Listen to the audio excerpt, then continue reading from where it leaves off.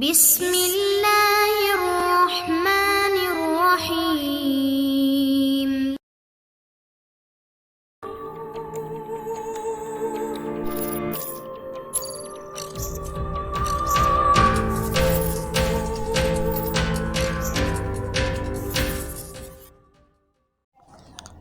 السلام علیکم دوستو، جاسوسی دنیا کرنل فریدی ناول بائے ابن صفی۔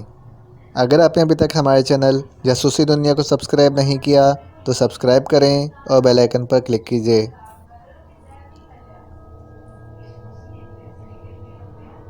بھوک میں نیند کہاں؟ لیکن حمید کو ریما پر سچ مچ حیرت ہوئی۔ وہ بڑے مزے سے نیند کے مزے لے رہی تھی۔ حمید نے اپنا اوور کوٹ بھی اس پر ڈال دیا تھا اور خود دانت بھینچے اکڑوں بیٹھا دل ہی دل میں اپنے آپ کو گالیاں دے رہا تھا۔ اپنے آپ کو یوں گالیاں دے رہا تھا کہ یہ بلا خود ہی تو گلے لگائی تھی جس نے اوور کوٹ تک اتروا لیا تھا۔ سردی تھی کہ جہنم میں ٹھنڈک کا خواب۔ تو کیا یہ لڑکی اسی طرح اس کے اوپر مسلط رہے گی؟ فریدی نے خود ہی اس کے لیے یہ موقع فراہم کیا تھا، خود ہی یہ ظاہر کرنے کی کوشش کی تھی کہ وہ ان بھکشوں کی فریب خوردہ ہے۔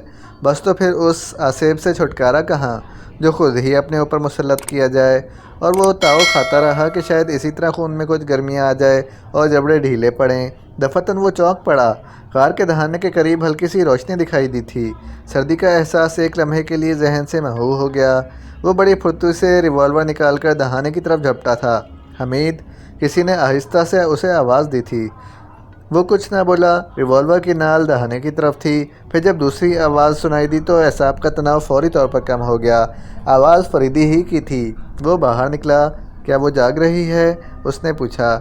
میں بھی سو رہا ہوتا اگر میرا اوور کوٹ خود میرے جسم پر ہوتا۔ چلو اچھا ہی ہوا۔ آپ براہ کرم اندر تشریف لے چلیے، میں دانت بجانا چاہتا ہوں۔ اچھا، لیکن سنو، تمہیں ابھی یہاں سے روانہ ہو جانا ہے۔ پیدل؟ نہیں، گاڑی ہے۔ سیدھے ریگم بالا جاؤ۔ اور اس بلا کا کیا ہوگا؟ وہ بھی تمہارے ساتھ ہی جائے گی۔ اور آپ؟ اب اس اور اس کا سلسلہ ختم کرو، صرف تم دونوں ہی جاؤ گے۔ ریگم بالا میں کہاں جاؤں گا؟ میرے لیے وہ جگہ بالکل نہیں ہوگی۔ وہاں دو بہت اچھے ہوٹل ہیں، کسی ایک میں قیام کرنا۔ کیا وہ سڑک سیدھی ریگم بالا ہی جاتی ہے؟ بالکل۔ اور یہ بھی ذہن نشین کرو کہ تم وہاں صبح سے پہلے نہ پہنچ سکو گے۔ آپ بھی ذہن نشین کر لیجئے کہ میں آپ کی طرح فوری طور پر گاڑی روک کر چھلانگ میں نہیں لگا سکتا، اور اس بلا کو بغل میں دبا کر چھلانگ لگانا تو بالکل ہی ناممکن ہوگا۔ جو گاڑی میں نے تمہارے لیے مہیا کی ہے اس میں بھی خودکار ٹرانسمیٹر موجود ہے، اور تم سے گاڑی روکنے کے لیے کہا جائے تو فوری طور پر روک دینا۔ پہلے بھی تم میرے ساتھ کودے تھے، پھر تمہارا کیا بگڑا تھا؟ انہی خصوصیت سے آپ کی تلاش تھی نہیں بلکہ اب بھی ہے۔ بے فکر رہو۔ تو اس کا مطلب یہ ہوا کہ میں صرف قربانی کا بکرا ہوں، بلکہ ایک بکری بھی مجھ پر ڈال دی گئی ہے۔ وقت نہ ضائع کرو حمید، اب میں تمہیں گاڑی دکھاؤں۔ وہ پھر باہر نکلے تھے۔ فریدی اسے اس جگہ لایا جہاں ایک کار کھڑی تھی۔ کہاں سے ہاتھ لگی؟ میرا اندازہ درست تھا، ناصر ادھر سے نیلم سرائے ہی گیا ہوگا۔ نیلم سرائے؟ ہاں، اسے بھی موٹل ہی سمجھ لو، یہاں سے زیادہ دور نہیں ہے، اور یہ گاڑی ناصر کی ہے۔ تب پھر وہ بھی اس گاڑی کی تلاش میں ادھر آ سکتے ہیں۔ شاید ہی کوئی اندھیرے میں باہر نکلنے کی کوشش کرے، کیونکہ میں ایک آدمی کو زخمی کر آیا ہوں۔ اچھا بس، میں چلا۔ حمید اس کو اسی سمت جاتے ہوئے دیکھتا رہا جدھر سے گاڑی لایا تھا۔ اس نے ٹھنڈی سانس لی اور ہتھیلی سے پیشانی تھپکتا ہوا غار کے دہانے کی طرف چل پڑا۔ دوسرے دن مطلع صاف تھا۔ سورج اپنی تمام تر تابناکیوں سمیت مشرق سے ابھرا اور برف پگھلنے لگی تھی۔ نیلم سرائے میں صبح ہی سے ہنگامہ برپا تھا۔ کسی نے رات اس کے اسٹور میں نقب لگا دی تھی اور ڈبوں میں محفوظ اغذیہ کی بڑی خاصی مقدار نکال کر لے گیا تھا۔ نیلم سرائے کا مالک آج پیشہ ور شکاریوں کو ایسی نظروں سے دیکھ رہا تھا جیسے اس کے ذمہ دار وہی ہوں۔ حالانکہ پچھلی رات اس زخمی شکاری کی مرہم پٹی اسی نے کی تھی جو اس نامعلوم آدمی کی گولی کا نشانہ بنا تھا۔ لیکراس نے اسے سمجھانے کی کوشش کی تو وہ بے خبر کا بولا، دیکھو مسٹر، تم غیر ملکی ہو اور میں تم جیسے آدمیوں کو اچھی طرح جانتا ہوں۔ تمہیں بھی مشورہ دوں گا کہ اگر تمہیں شکار کا شوق ہے تو ان کمینوں کا ساتھ چھوڑ دو۔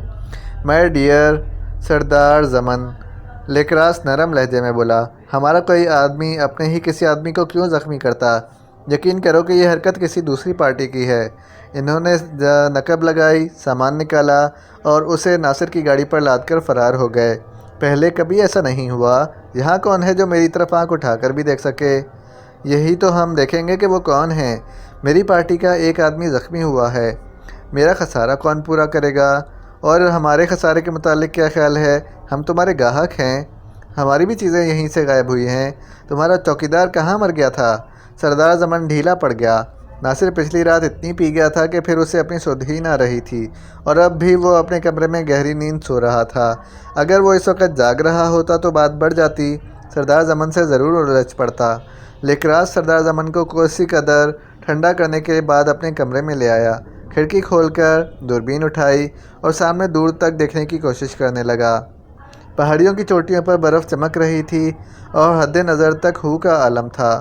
لیکراس کے چہرے پر تشویش کے آثار نظر آئے۔ اس نے دوربین ایک طرف رکھ دی اور کھڑکی کے قریب کھڑا کسی سوچ میں گم رہا۔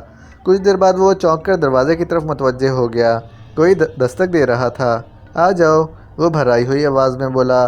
دروازہ کھول کر اندر آنے والا ناصر تھا۔ اس کے چہرے پر پچھلی رات کی بسیار نوشی عجیب طرح کی وحشت چھوڑ گئی تھی۔